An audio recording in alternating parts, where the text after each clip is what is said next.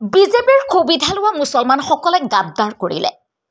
বিজেপিক ভোট নিদিলে আল্লাই মাফ নকৰে। বিজেপিয়ে শান্তি দিছে, পইচা দিছে, PM কিষাণ দিছে, সকলো সুবিধা দিছে। এইবাৰ নিৰ্বাচনত বিজেপিক ভোট নিদিলে, বিজেপি হাৰিলে মনত ৰাখিব ব্যৱস্থা লোৱা হ'ব। কি ব্যৱস্থা লোৱা হ'ব এতিয়া নকওঁ। এই মন্তব্য বিধানসভাৰ উপাধ্যক্ষ নোমল মমিনৰ। শান্তি দিছি, পইচা দিছি, চাউল দিছি, ঘৰ দিছি, PM কিষাণ দিছি, সকলটা সুবিধা বিজেপি দিয়েছে।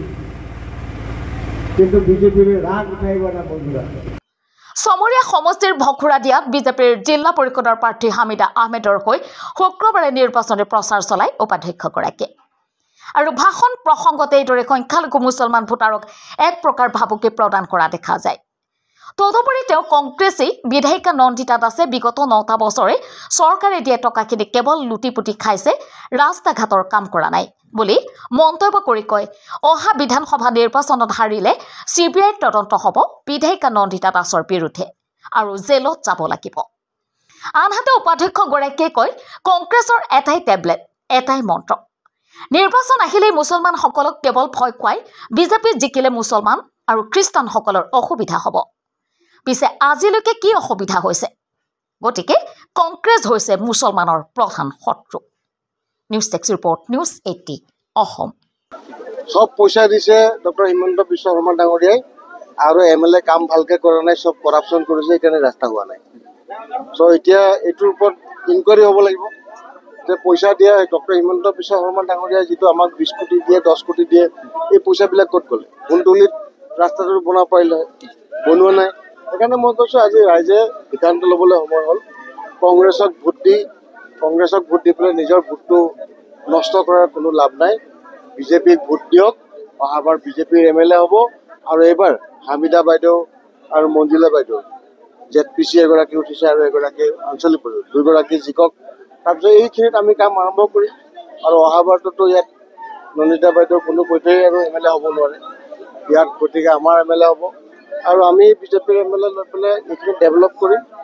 1-1.5 বছৰৰ ভিতৰতে আপোনালোকে দেখিব কুন্দলি অঞ্চলত ৰাস্তাও হ'ল, যি জেগাত দলং নাছিলে দলঙো হ'ল, আৰু তেতিয়া ৰাইজে গম পাব যে কংগ্ৰেছক ভোট দি কি পস্তাই আছিলে, কংগ্ৰেছক ভোট দি যে কিমানখিনি লছ হ'ল, এইটো অহাবাৰ ইলেকশ্যনৰ পিছত বুজি পাব যে আমাৰ চৰকাৰ অহাৰ 6 মাহৰ ভিতৰতে ইয়াৰ ৰাস্তা পদূলি কাম আৰম্ভ হৈছে।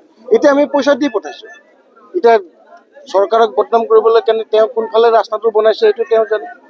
এতিয়া বদনাম কৰিবলৈ কাৰণে এইবিলাকৰ ৰাস্তা বনোৱা নাই। তো গতিকে বদনাম কৰিলে নহ'ব। আমাৰ ৰেকৰ্ড আছে, আজি নন্দিতা বাইদেউক কিমান কোটি টকা দিয়া হৈছে PW ডিপাৰ্টমেণ্টৰ পৰা। এতিয়া তেওঁ সেইটো ৰাইজক হিচাপ দিয়ক। এতিয়া ইলেকশ্যন আহিছে, হিচাপ দিব নাই পৰা, ৰাইজেতো বিচাৰিছে ৰাস্তা। আমাৰ হামিদা বাইদেৱে কৈছে ৰাস্তা দিব লাগে, মঞ্জুলা বাইদেৱে কৈছে ৰাস্তা দিব লাগে, তেওঁতো দিব পৰা নাই। সেইকাৰণে দুয়োগৰাকী এইবাৰ ইলেকশ্যন খেলিছে। এইবাৰ নন্দিতা বাইদেউক এবাৰ এৰিকা দিব এই পঞ্চায়ত নিৰ্বাচনত, আৰু তেতিয়া বুজি পাব যে মানুহক ঠগি ঠগি পইচাবিলাক আনি কাম নকৰিলে কি অৱস্থা হয়। কুন্দলি তোমাৰ এলেকাত বিশেষকৈ সংখ্যালঘু ইয়াত বিজেপি প্ৰাৰ্থীগৰাকী যথেষ্ট উত্থান দেখিবলৈ পোৱা গৈছে। 100% জিকিব। কি উত্থান হৈছে এতিয়া মুছলমান মানুহে গম পাইছে বিজেপি কি বস্তু। এতিয়া মুছলমান মানুহে গম পাই গৈছে বিজেপি কি পাৰ্টি। আগতে ভাবি আছিলে কংগ্ৰেছে সদায় আহে, ইলেকশ্যনৰ সময়ত ভয় খুৱাই দিয়ে যে বিজেপি আহিলে মুছলমান থাকিব নোৱাৰিব। এতিয়া বিজেপি অহাৰ পিছততো মুছলমানবিলাকে মাটিৰ পট্টাও পাইছে, মুছলমানবিলাক ঘৰ পাইছে, মুছলমান সমাজে PM কিষাণ পাইছে, আয়ুষ্মান ভাৰত পাইছে, ৰেচন কাৰ্ডত ফুল চাউল পাইছে, 2 বেলা ভাত খাবলৈ পাইছে। এতিয়া মুছলমান সমাজ খুচ। এতিয়া গম পাইছে যে এইবিলাকতো বিজেপি গভৰ্ণমেণ্টে দিয়া, কংগ্ৰেছে কৈ থাকে তেখেতসকলে দিয়া, সেইকাৰণে ভুল বুজি আছিলে। এতিয়াতো কংগ্ৰেছৰ চৰকাৰেই নাই। এতিয়া এইটো বুজোতে এতিয়া 10 বছৰ লাগিলে। এতিয়া বুজি পাইছে এইবাৰতো কিমান মুছলমান হ'ল। আগতে বিজেপিৰ কেম্পেইন কৰিবলৈ আহিলে 20টা মানুহৰ ওপৰত নাই, আজিতো এইটো হাজাৰৰ ওপৰত মানুহ আহি পেলাই গোট খাইছে ইয়াত। এইটোৱে প্ৰমাণ এইবাৰ বিজেপিৰ ফালে গোটেই মুছলমান সমাজো আহিছে, খ্ৰীষ্টান সমাজো আহিছে, ট্ৰাইবেল সমাজো আহিছে, চব মানুহে বিজেপিক ছাপোৰ্ট কৰিব আহিছে। গতিকে এইবাৰ পঞ্চায়ত ইলেকশ্যনত আমাৰ কুন্দলিত হামিদা বাইদেউ জিকাটো খাটাং আৰু মঞ্জুলা বাইদেউ জিকিব, একদম খাটাং। স্যাৰ, এই অঞ্চলৰ বা চমৰীয়া সমষ্টিত মূলত এটা অন্যতম সমস্যা হৈছে এই জলজলিত যিটো দলংখনৰ ইছ্যু হৈছিল যোৱা নিৰ্বাচনত। আৰু যোৱাটো লোকসভা নিৰ্বাচনত মুখ্যমন্ত্ৰী মহোদয়েও কৈ গৈছিল যে 8 তাৰিখে নিৰ্বাচন, 8 তাৰিখে ইঞ্জিনিয়াৰ আহিব।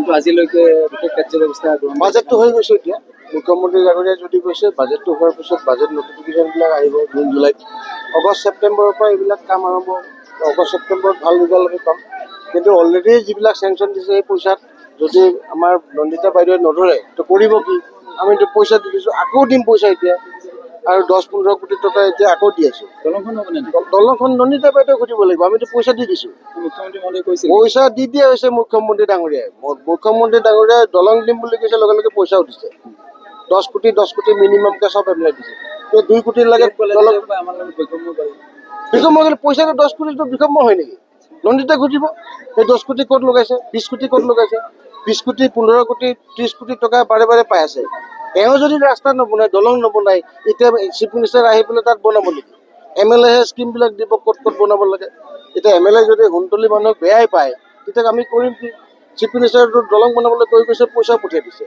অলৰেডি চেংচন কৰিছে লিষ্ট পঠিয়াব দিছে এতিয়া আপুনি নন্দিতা বাইদেউক সোধক তেওঁৰ লিষ্টত এই দলংখন আছে নাই যদি নাইতো কৰিব কেনেকৈ বনাব আমি আকৌ তাত যদি বাধা দিওঁ তেতিয়া ক'ব বিজেপি চৰকাৰৰ কাৰণে কংগ্ৰেছৰ MLA ক বাধা দিছে বুলি কৈছে নন্দিতা বাইদেউক আজিয়ে সোধক যে সেই চিফ মিনিষ্টাৰে দিয়া পইচা ডক্টৰ হিমন্ত বিশ্ব শৰ্মাই দিয়া পইচা কুন্তলীত দলংটো ধৰিছে নাই যদি ধৰিছে হৈ গ'ল নগৰবেৰা দলংটো সোধক গৈ পেলাই যে ডক্টৰ হিমন্ত বিশ্ব শৰ্মাই এইবাৰ যিটো চেংচন কৰিছে পইচা সেইটোত দলং ধৰিছে নাই যদি নাই ধৰে আপোনালোকে হুলস্থুল কৰি দিয়ক মিডিয়াৰ পৰা কেলে ধৰা নাই চিফ মিনিষ্টাৰে দিম কৈছিলে পইচা পঠিয়াইছে আপুনি দলং ধৰিব লাগে এইটো চিফ মিনিষ্টাৰক বদনাম কৰিবলৈ কাৰণে তেখেতে কৈ দিয়ে ৰাস্তাটো দলংটো তেওঁ লিষ্টত নিদিব তাৰপিছতে ক'ব বিজেপিয়ে নাই কৰা বুলি কেনেকুৱা কথা তো গতিকে আপুনি নন্দিতা বাইদেউক সোধক মুখ্যমন্ত্ৰী বাজেটত ধৰা পইচাত এই নগৰবেৰাৰ দলংখন ধৰিছে নে নাই আজিয়ে সুধিব গৈ